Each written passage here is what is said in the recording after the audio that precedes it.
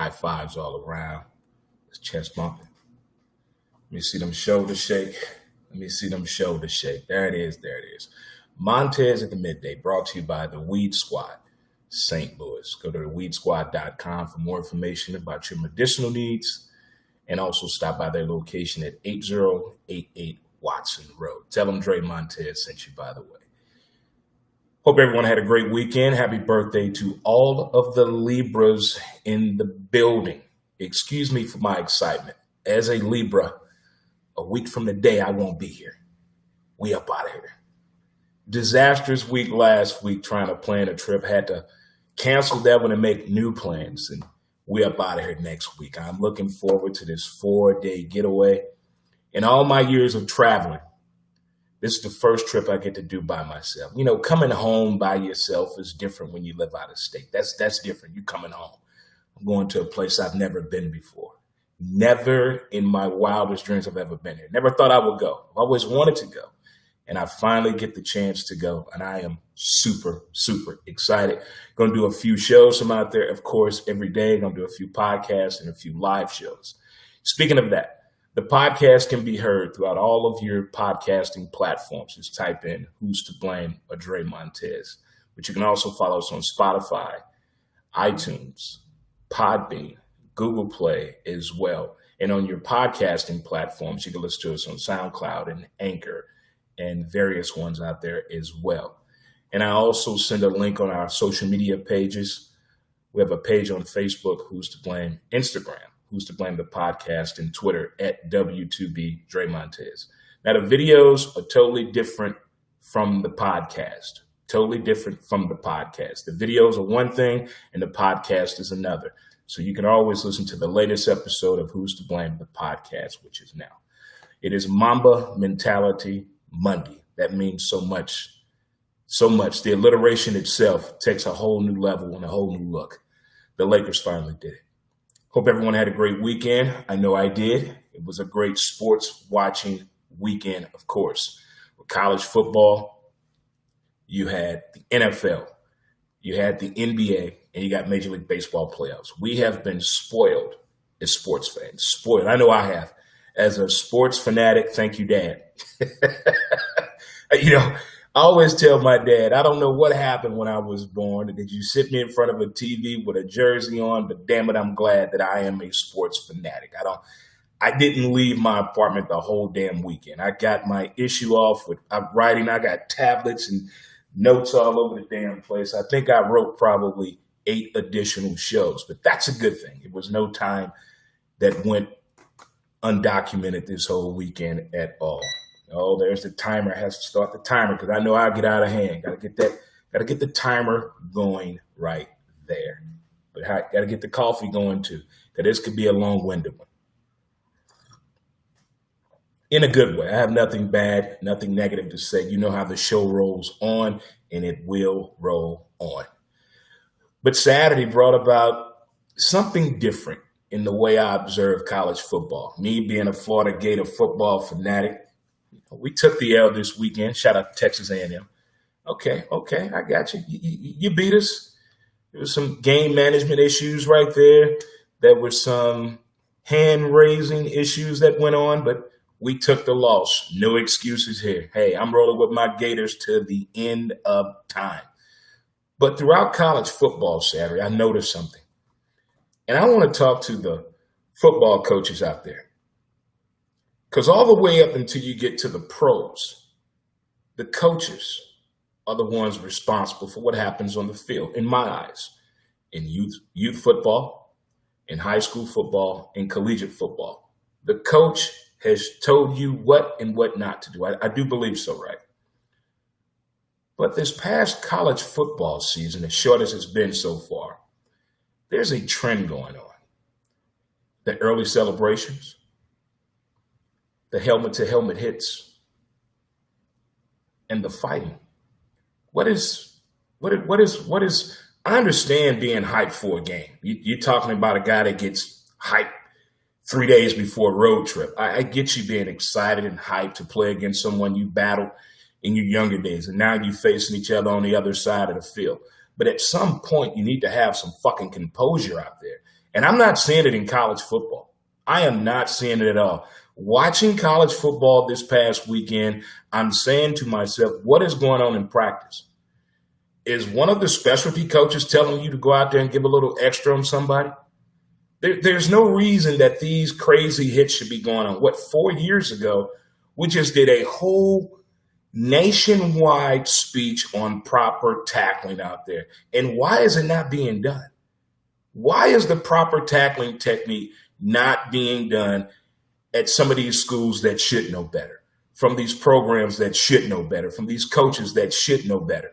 I know you're doing what the coach told you to do, but at some point, common sense must come into play. Common sense is being missed. Again, coaches, what are you telling these kids? I'm listening. I want to know. I'm all ears right now. Tell me what the fuck y'all telling these kids in practice.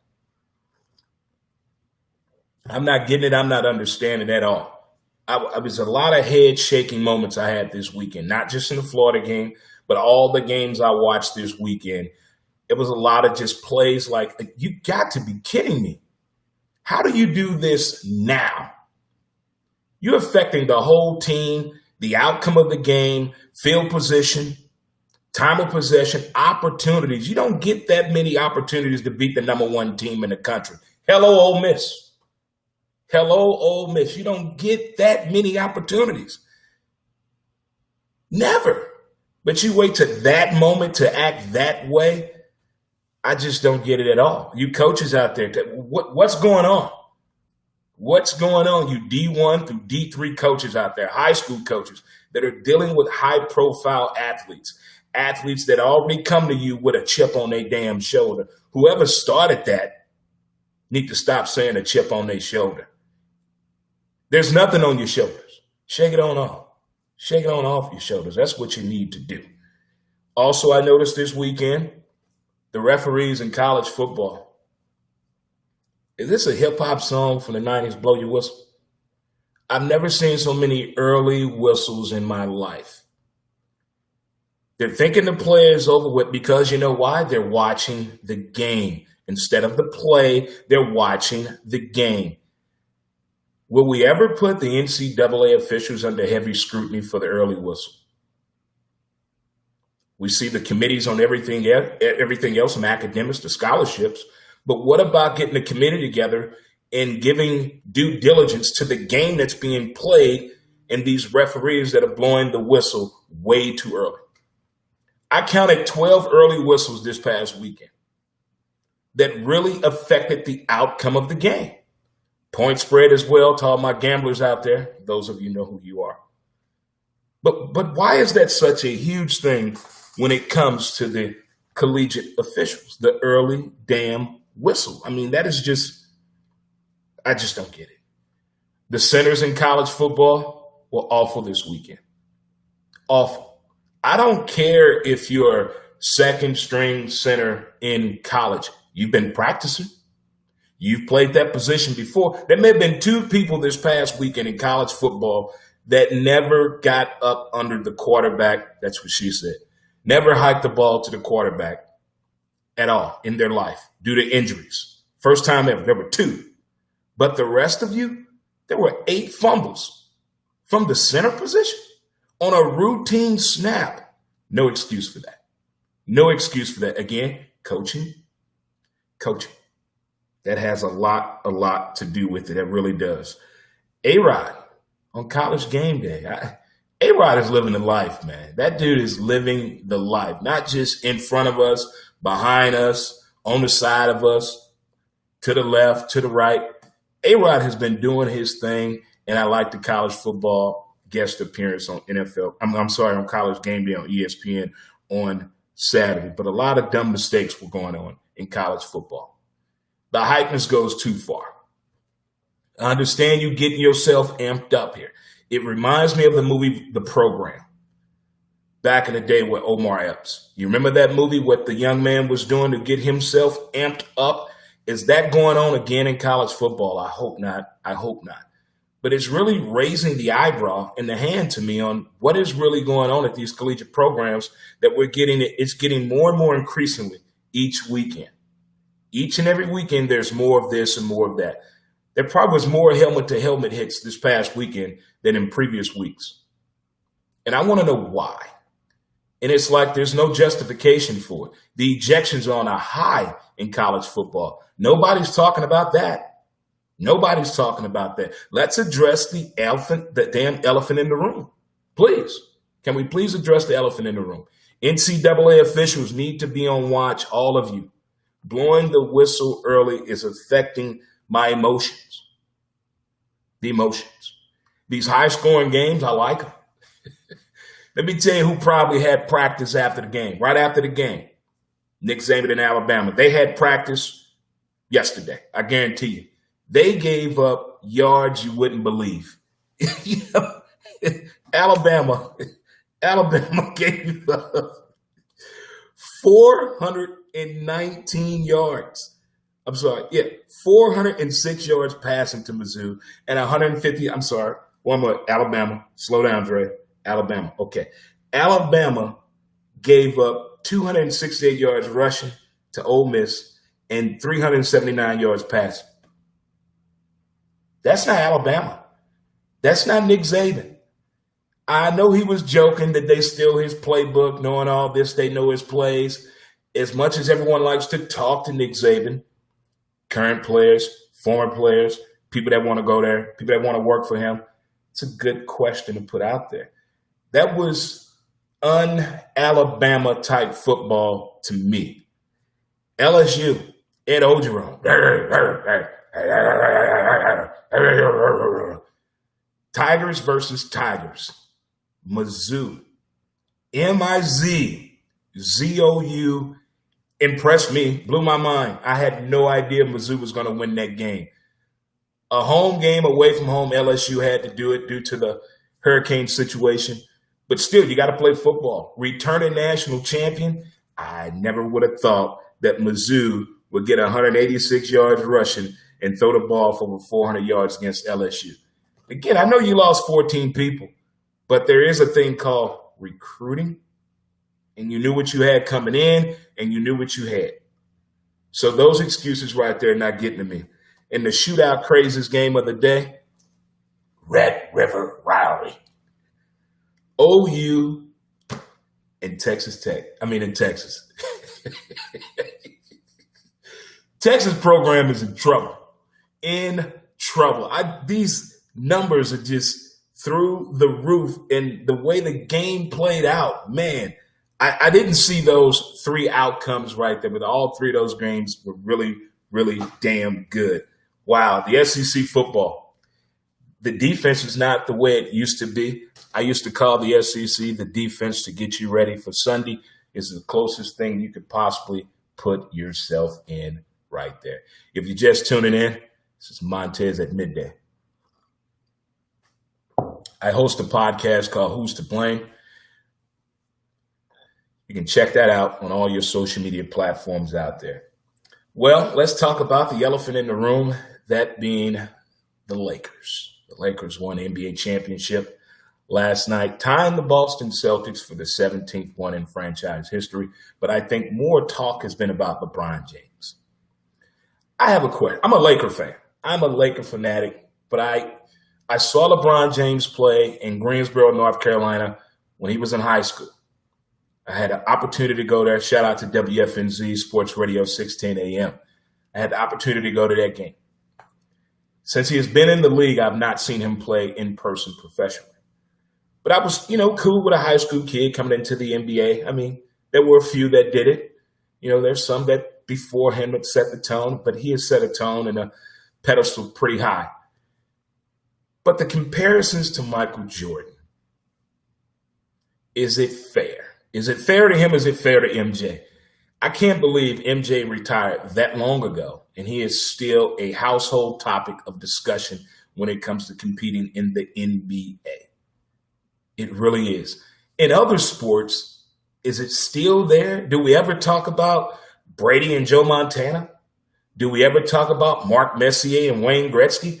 But in NBA, we always bring up Jordan and LeBron James. Is it fair to either one of these guys? I'm going to enjoy this championship. as it is Mamba Mentality Monday.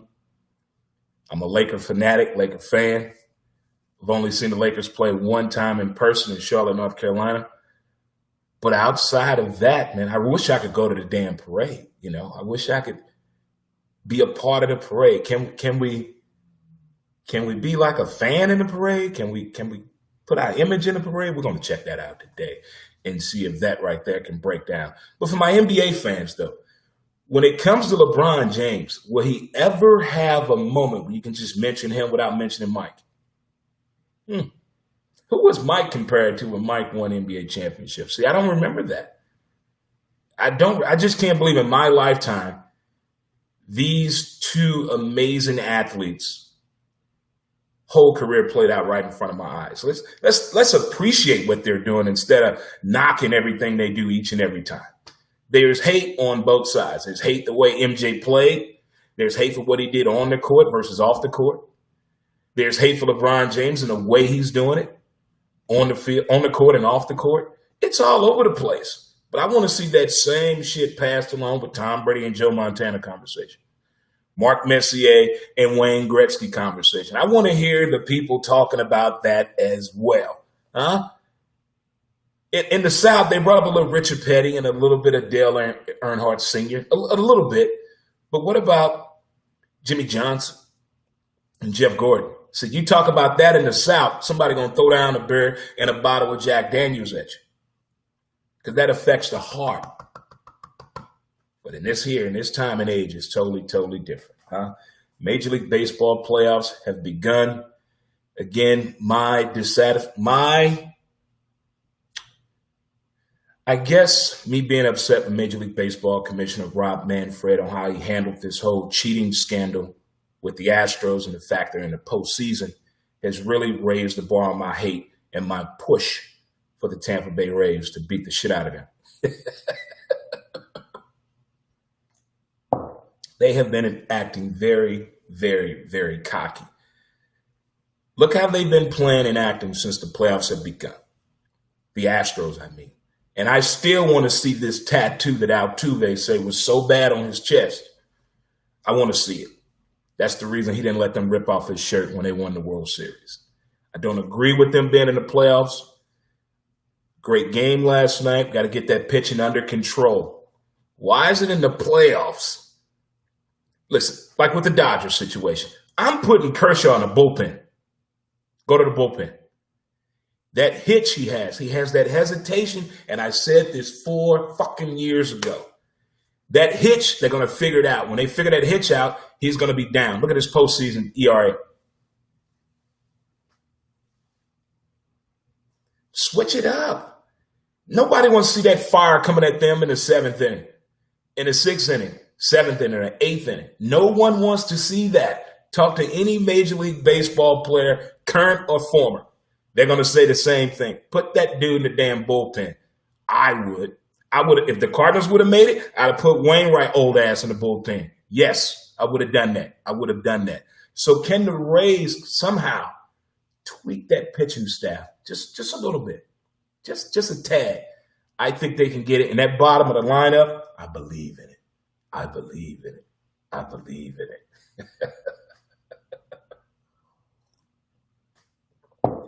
Till the NFL yesterday. Wow. Dallas Cowboy fans. Mississippi State fans. Dak Prescott fans. Goes out. Just, the game of football is so fast. It's a car wreck on every play. Some people get hurt. Some people survive it. And when you gamble on yourself, as Dak Prescott did, shout out to Jerry Maguire, the movie, and Rod Tidwell, gambling on yourself, making it through that season without getting hurt and getting your big payday at the end.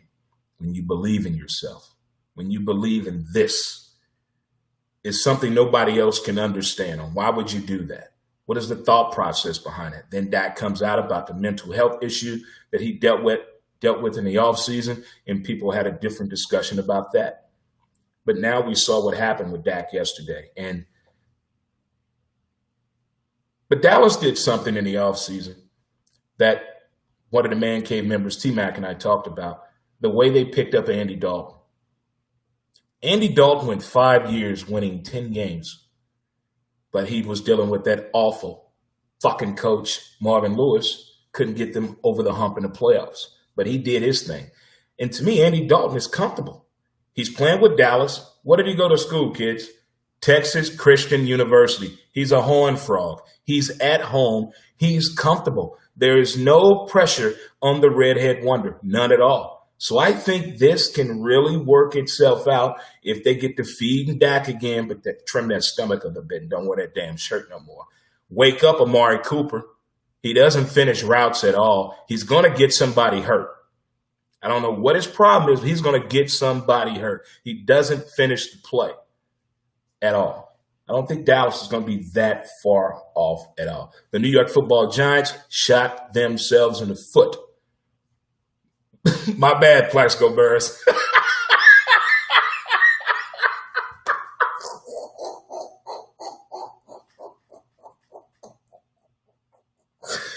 Wait a minute.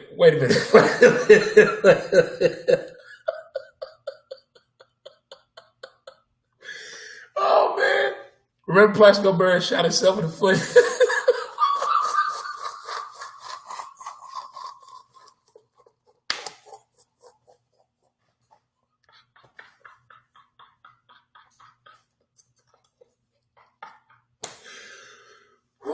Focus, Dre, focus. Oh, man. Oh, Baker Mayfield. The Cleveland Browns once were Jay-Z, 4-44. Now they're 4-1. What? The Cleveland Browns. I don't want to push the envelope too far. Pittsburgh Steelers and Big Ben. Hey, that was a good game yesterday. That was really need to make some decisions. They really do. Are they tanking for Trevor? As Man Cave member June said, they're tanking for Trevor Lawrence, quarterback at Clemson. What do you think?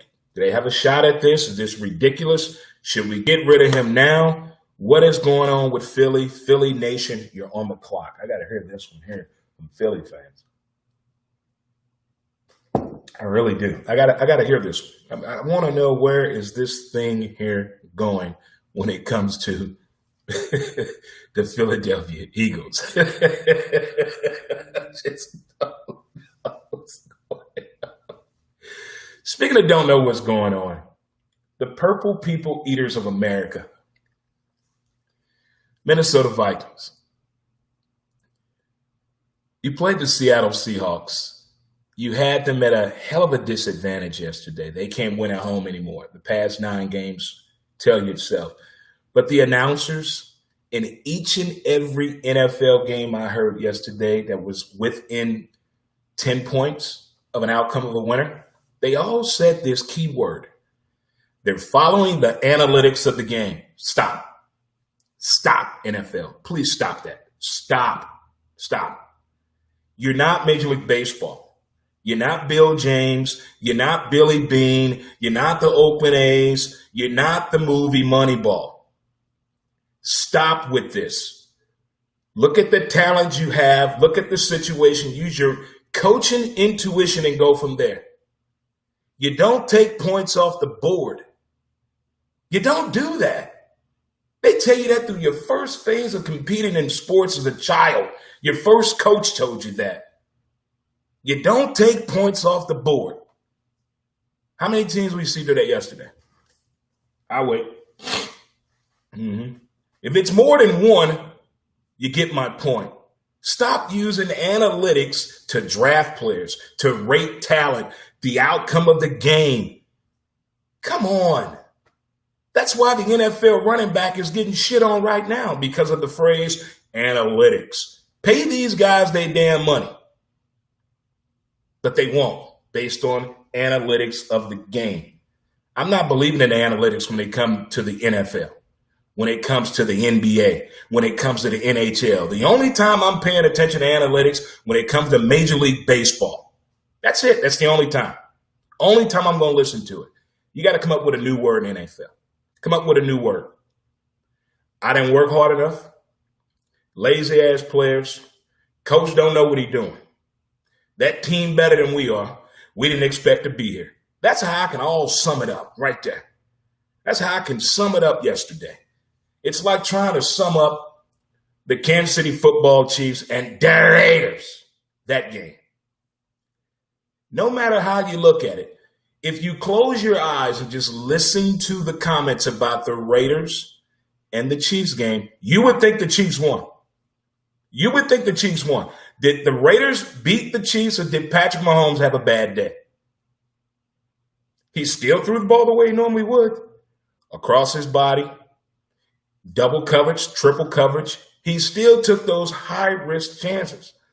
But maybe the Raiders saw something in the way the defense played in the second half with the passing coverage, that type of zone they were playing. Was that a zone that he hadn't seen before?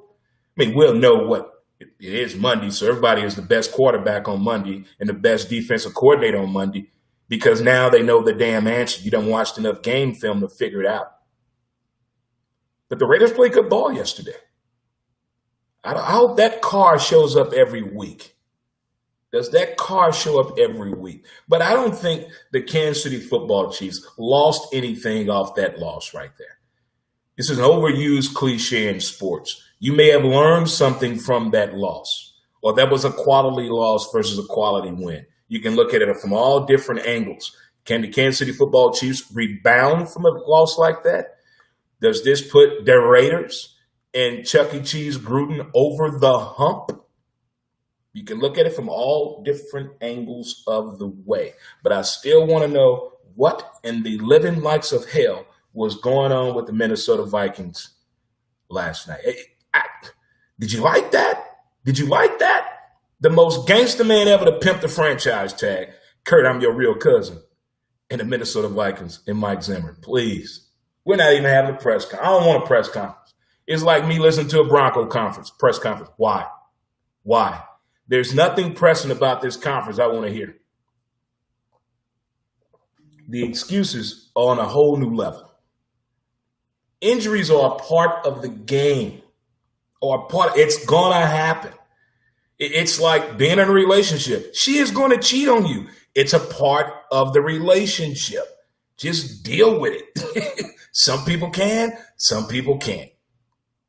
And in sports, it has really become one of those situations right now where people are making excuses on winning and losing or winning an NBA championship. The Lakers won, but there's still excuses. It's not the Lakers' fault that the Clippers' head got that big. It's not the Lakers' fault that Boston head got that big. Every champion has a leader. Look through sports. Maybe except the Washington Nationals. They played as a team, just like the San Francisco Giants did. They played as a team. I know Buster was there and all that, but they played as a collective team as one. One band, one sound. But every other sport that has won, there's been a leader. There's no leader on Boston. There's no leader on the Clippers. None. Who's the leader? Who's the one they look up to? Other than Steve Ballmer, the billionaire. I don't know. Boston. It's like 9 people want to be the man on that team. You can't win that way. It takes one. If everybody look up to, pay attention to, follow your lead, follow your work ethic. And that's what builds that championship breed, that pedigree breed. But I want AD in this offseason to work on his legs and that Superman. Get some balls on you. Get tough out there. Go get some tattoos and shit. I don't know. Change up your hairstyle. Bring the eyebrow back. I don't know what you got to do, but you're not tough enough for me. You're not tough enough. Because there's some guys that's been sleeping in this whole offseason that want to be challenged next year in the NBA.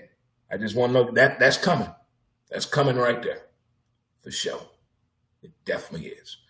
Don't forget you can listen to the latest episode of my podcast, Who's to Blame, on all the social media platforms out there, as well as on my social media pages.